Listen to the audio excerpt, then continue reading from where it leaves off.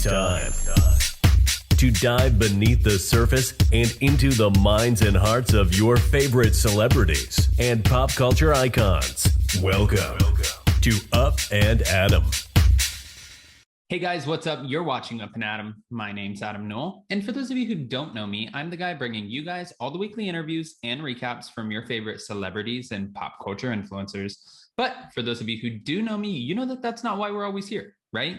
Guys, if you haven't already, go ahead, smash that like button, subscribe to my channel, and hit that notification bell because, well, you don't want to miss anything we have coming up. And with that, let's jump right in. Okay, guys, so we're back to talk about Erika Jayne, Erika Girardi, Erika Chahoy. I am so over this. There are headlines coming out every single day. Again, I've said this a million times. This is one of the biggest scandals in pop culture history of our time, at least my time, and in Bravo history. And I always say this too, aside from Teresa and Jen Shah, we know. Okay, guys, so if you watched last night's episode of The Real Housewives of Beverly Hills, you saw that Erika got a little bit more open. She opened up a little bit more about her relationship with Tom. She claimed that he was mean, possessive, and very dismissive. Now, it didn't take much convincing after Bravo showed the clip of him telling Erika, "Excuse me, Erika, I'm talking," when they're talking to LVP. I could totally see what Erika's saying. I could see him being everything that she's claiming him to be. And I'm not trying to sit here and stick up for anyone. I don't know anyone personally, but I just don't know how you would manage to be in a relationship like that for over 20 years. Well, I guess $20 million is why you would probably, I mean, I don't know. Honestly, the lifestyle supplemented for the bad relationship, I guess. I'm not quite sure. She also reshared with us, and she already said this at the reunion of season 10, but she reshared with us that Tom Girardi never showed up to her Broadway debut on Chicago. Now, she felt affected by that because this was one of the biggest moments in her career. And she even said, "You funded my whole career up until now. And then I get this, gig, this huge opportunity, and you don't show up." It sounded like she was covering for him a little bit when she was saying that not only did he not show up, but he was supposed to come the last week, but then coronavirus came, so he never made it. I don't know about that.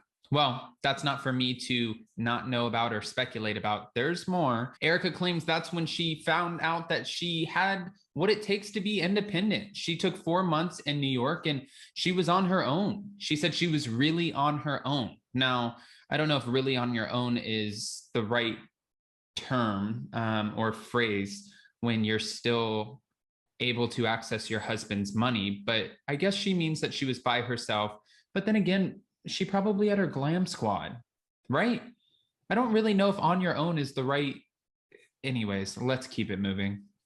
There's now a source coming out saying that Erika Girardi is absolutely embarrassed, especially after they're claiming that the 2 private jets that she was boasting about on Bravo are not actually hers and Tom's. So everyone was like, if you owe over $50 million plus to the victims, the creditors, the debtors, and not Erika, but Tom Girardi, why wouldn't you just liquidate the planes? Like, get rid of those, and I'm sure that would pay a big chunk of change. Well, now what they're claiming is that both planes were almost used as if it was a rental by paying for the planes $1 million a year for the planes via a trust.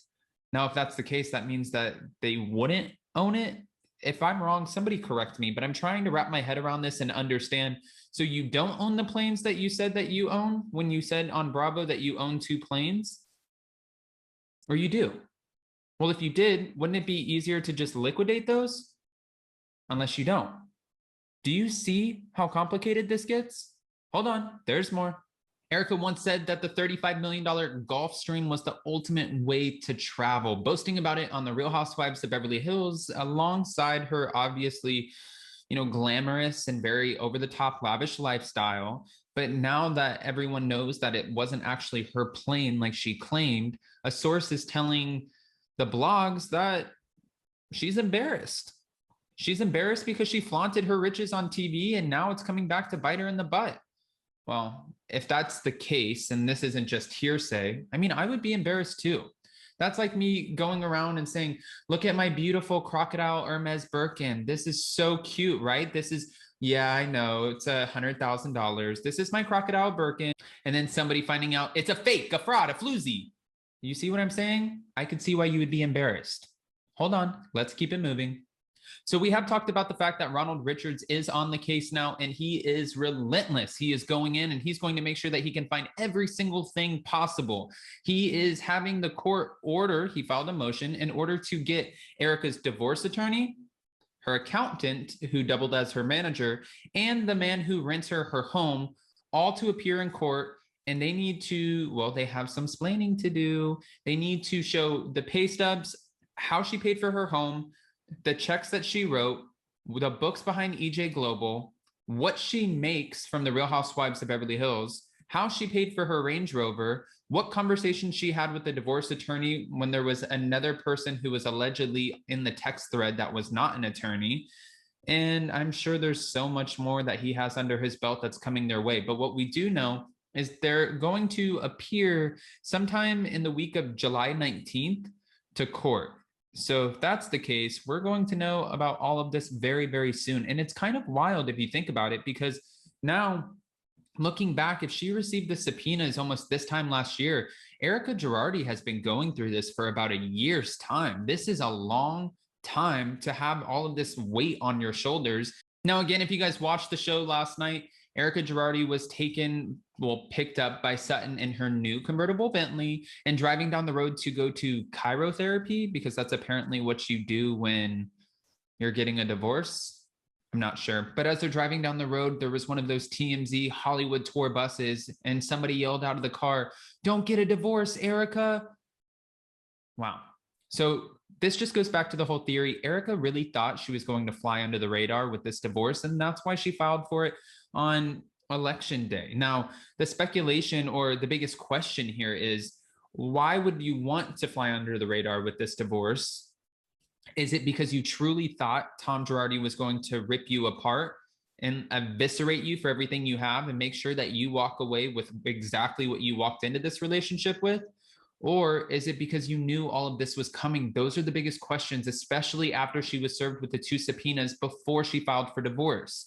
That's why everyone is asking, what did you know and what didn't you know? Again, everyone is so divided on this subject because we keep continuing to watch her, the ice queen of the Real Housewives of Beverly Hills, and we want to believe her. Everyone wants to believe her. But then you see the Hulu documentary, The Housewife and the Hustler, and it's so hard to just stomach what's been done to so many of these victims. So you would hope she wouldn't have any knowledge of this, but then they're saying that she's not willing to cooperate and hand over financial documents.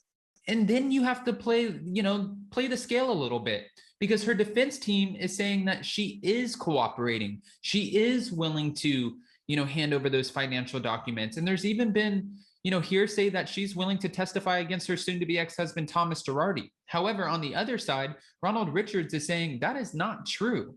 They're using this and trying to get me off the case as a ploy in order to buy themselves time and just kind of, it's like the old trick, like, look what I have here, and then do something over here. That's what he's trying to explain this as. But at this point, we have to wait and see what happens. I'm curious what's going to happen on July 19th or in the week of July 19th when those 3 people get called into court, the attorney, the accountant / manager, and the landlord. I'm wondering what's going to come out of that. And I'm curious if Erika and her defense team will get their way and get Ronald Richards off the case. So many questions to which I need so many answers. Guys, go ahead and do that for me really quick. 1, do you feel like the source is right and that Erika Girardi would be a little bit embarrassed after boasting all of her riches in this $35 million jet on reality TV, and then only to find out that's not even her jet? 2, do you think that Erika will get her way and get Ronald Richards off the case? And 3, what do you think is going to come after July 19th that week when these 3 people get called in court? Do you think that will be more in Erika's favor, or do you think that this could go really wrong really fast? Guys, if you haven't already, go ahead, answer all the questions to which I asked. I need your opinions. I rely on them. And if you haven't already, go ahead, smash that like button, subscribe to my channel, and hit that notification bell because, well, you don't want to miss anything we have coming up. And with that, we'll see you next time. Bye, guys. Thanks for watching Up and Adam.